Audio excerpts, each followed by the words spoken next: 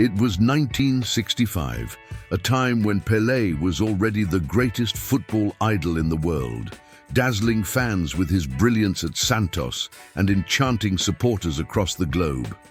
But for me, back then, he was just a name I heard in adult conversations and on the radio broadcasts. I was only 8 years old and lived with my parents and grandparents in a modest house in the city of Santos. My most prized possession? A small yellow kitten named Lily, my absolute treasure. One day, while my parents were at work and my grandmother was preparing something in the kitchen, Lily did something she had never done before. She climbed the enormous mango tree in front of our house. That tree seemed endless, and to my despair, Lily climbed so high she couldn't come back down.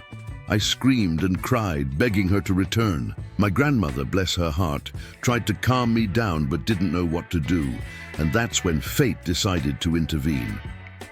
Pelé, the king of football, was passing through our street.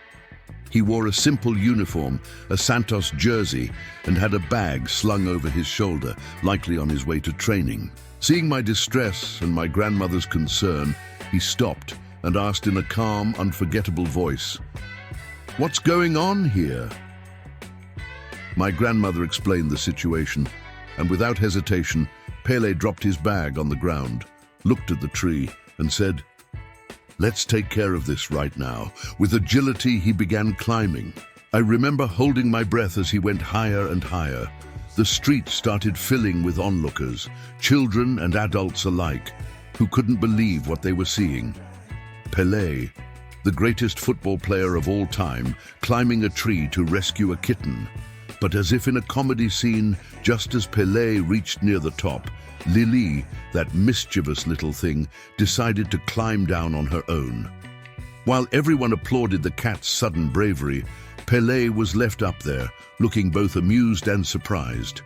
He laughed, but now he had a new challenge. Coming back down was much harder than going up. More and more people gathered, and even the police showed up to manage the growing crowd.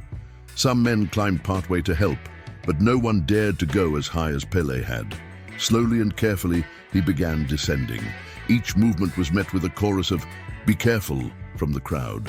Finally, he reached the ground, greeted by applause and laughter. "If I had fallen from that tree, I would have had to stop playing football for a while," he joked, still catching his breath. Pelé picked up Lily, looked at me, and said with a smile, "You little troublemaker. Because of you, I almost made front-page news." He handed Lily back to me, ruffled my hair, and even took some time to sign autographs for the gathering crowd. When he finally left, everyone was still in awe, marveling at the humility and charisma of the king.